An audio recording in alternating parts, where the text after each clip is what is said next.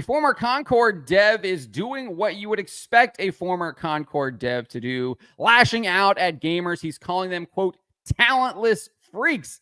And this comes as the game has died before it even got out of the gate. The peak concurrent player count numbers on Steam are over 70% less than the game's open beta and nearly 40% less than the game's early access beta. That is how terrible this is doing. And of course, a Concord developer is not happy about it and is lashing out at the gamers that have rejected the game. Before we get to this, I'd like to ask you, please hit that subscribe button, hit that bell for notifications so you don't miss any of our future videos here at the Trent Report. Wrote this up over at thatparkplace.com, and this ex-user Anim Xander, who claims to be a former Concord developer and now claims to work for PUBG Studios, decided to malign gamers who are opposed to the game's woke DEI agenda. He posted this on X. Just to be clear, this person has pronouns in his bio. He identifies as they, them. So clearly this person is having a lot of issues, probably personally, if you're putting that in your bio. Definitely a sign of potential mental illness there. But nevertheless, let's get to what he posted. He wrote this on X. It's Concord release day. So insanely proud of the team and what they and we have accomplished. A labor of love like nothing else. Been playing it so much since early access started a few days ago, and I'm so excited for it to be available to everyone. And I'm so honored to have had this be my first AAA game. It was a huge learning experience, lots of struggles, but I'm glad to have gone through that, gone through them. Time to go play.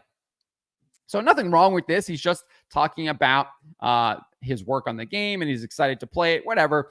That's fine. I don't really think there's any issue with what he has to say here. And that's not really what we're going to be taking issues with. The issue is how he responded to this post here from Preston552-72266. And Preston wrote this. If you want to see the post here, I included this post here from Cyrus2477. And if you want to click on that and see that, you can. I'll have the link in the description below. But this is what Preston wrote.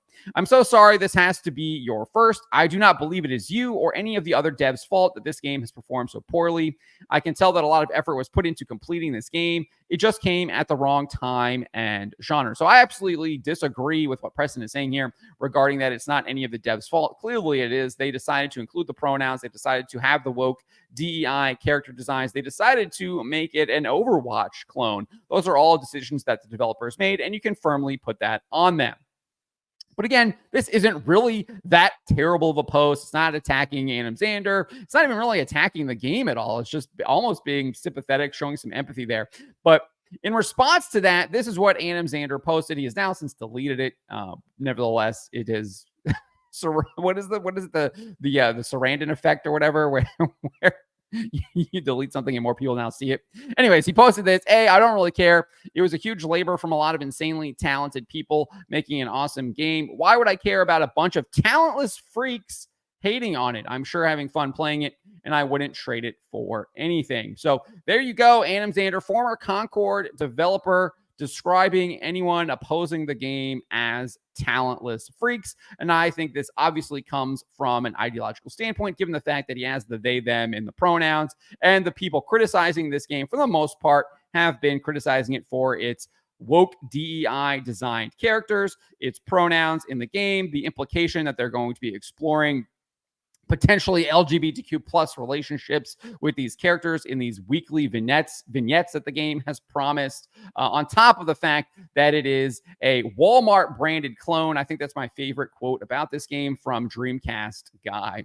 So that is what he has to say about people not liking this game, calling them talentless freaks. And I don't think that is going to be selling any copies of this game. But this guy probably doesn't care. He's got his paycheck and he's now at PUBG Studios. He's not even working at Firewalk anymore. Already jumped ship. But it's absolutely hilarious because this guy says he doesn't care. But then he goes on and hides a number of responses here and demands users pay him $8 if they want the posts unhidden. Something that someone who doesn't care would totally totally do, right? If you don't care, why would you be doing this, right? He clearly does care. And if you can look at these responses, they're pretty innocuous. This guy just says nobody is buying and playing it, and then posts the Steam DB numbers and how terrible they are. This other person says, thank you for this dog crap game. Not even like going after him, just pointing out how the game is terrible. Another person says, I'm sorry, but I'm not paying a game without disabled representation, obviously mocking the woke DEI character designs in the game. And then this other person says, yeah, I'm glad the 10 people who pre-ordered are having a blast, though. It's probably not going past season 2. So none of these people were actually even going after him, maligning him. They're all just talking about how the game is terrible and no one is playing it. And he responded to all of these people saying, pay me $8 to unhide your reply. He did this to all of them. And then you can see he has indeed hit all these replies. And these are the hidden replies that we just went over, right? So just absolutely ridiculous behavior from this former Concord dev. But this isn't unexpected, right? We kind of saw this coming, given the fact that we knew that the lead character designer, John Wisniewski, claimed that the justice system in the United States of America was, quote, white supremacy back in 2020. I mean, he literally wrote this. He says the entire thread addresses white supremacy. Proud Boys are white supremacy. Police brutality is white supremacy. I mean, what happens if it's an Asian police officer, or it's a black police officer, or if it's a Hispanic police officer? I mean, is that white supremacy? What does this even mean? What is this guy even talking about? He's clearly deranged. And we see that in the character designs for the game. He applied his deranged ideology into these character designs. And that's also why they included the pronouns. This whole game is infected with the woke DEI agenda that thinks that everything is white supremacy, which is this guy say basically everything is white supremacy, because he goes on and says this: the entire penal judicial system is white supremacy. So black judges, Asian judges, Hispanic judges, when they're making rulings, it's just white supremacy. Like, does not make any sense, doesn't compute, is absolutely idiotic, complete and utter delusional comments from people like this. The whole thread, white supremacy hands. I mean, so we expected lunatic comments from the Concord devs because we'd seen them before from people like John Wisniewski that do indeed work there. Smash JT has also done this whole report about one of their employees demanding that they call him professor or her professor. I don't even remember. I think the person is gender confused. So they were basically wanting to be called professor, and we're identifying as professor, and we're demanding that you have to be called professor instead of using the person's real name. So we knew this this insane stuff was coming, and we knew this too, because Firewalk Studios has made it abundantly clear itself that they do indeed support the evil ideology of inclusion. The game features, we've talked about this, the game features the ugly DI inspired character designs, pushes transgender ideology through the inclusion of pronouns for each of its characters. And then former World of Warcraft team lead Mark Kern also noted this. This was back in May, at the end of May, that on the company's website, it says this: our team is actively looking to add passionate, visionary creators who thrive in environments where the status quo just won't do, and who genuinely want to be part of a collaborative, inclusive, and respectful team. So they literally put that as one of their values as a studio. It's utterly ridiculous. It's brain damage that they've done to themselves. All of this turned into an utter disaster, as I mentioned at the very beginning of this video.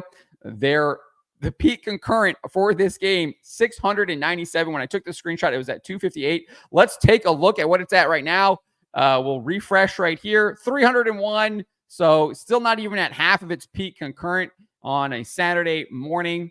We expect it to be a little bit low, but I mean, the fact that it didn't go over 1,000 on its release day on a Friday shows just how absolutely dead this game is. Remember, Suicide Squad Kill the Justice League did over 13,000. Let's just pull that up real quick. There it is. Pull that up real quick, and we can see this right here. You can see that it did hit a peak of 13,459, and Warner Brothers had to take a $200 million impairment charge on this. That's how terrible this game did. Now look how bad it is. I'm 84 people playing right now, 24-hour peak of just 95. Holy smokes. We're looking at Dustborn levels right here with Suicide Squad Kill the Justice League. But yeah, I mean, 697 for Concord is absolutely atrocious.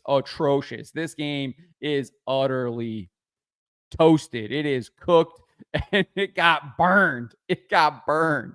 This is the piece of meat you left on the grill way too long, and you just immediately throw it in the trash. That is how bad this game did. So to put that in context, the peak concurrent for its open beta just a month ago in July was 2,388. That's a 70.8% decline. 70.8% decline. We knew this game was going to be bad because it couldn't even get over 2,500 when it was free during the open beta. And now it can't even get over 700 when it's charging $40 a copy. 70.8% decline. I mean, just let that sink in. That is absolutely atrocious. To add insult to injury, the early access beta had a peak concurrent of 1,124. The early access beta, 1,124. It had more players in early access than it did when it actually went on sale. That is a 37.9% decline, nearly 40% decline from the early access. That is how terrible this game has done. And it's no surprise when you have game developers like John Wisniewski, like this person that has to call himself the professor, and people like this Annam Xander that are complete ideological lunatics. And they created a game that pushes their ideology and no one wants it. Gamers reject it because the ideology at the end of the day is a giant AstroTurf deal. It is all fake. It is all gay. It is a media psyop because real people don't want this stuff. And we see it over and over and over again, whether it is video games, whether it is movies, whether it is television. People are uninterested in this ideology. The only reason why there is any interest in it is because the government and the media are trying to psyop people into buying into it. But fortunately, gamers are not that stupid and they are rejecting it. But let me know what you guys make of this. Let me know in the comments below. Remember to always be charitable, especially to each other, but to always speak the truth.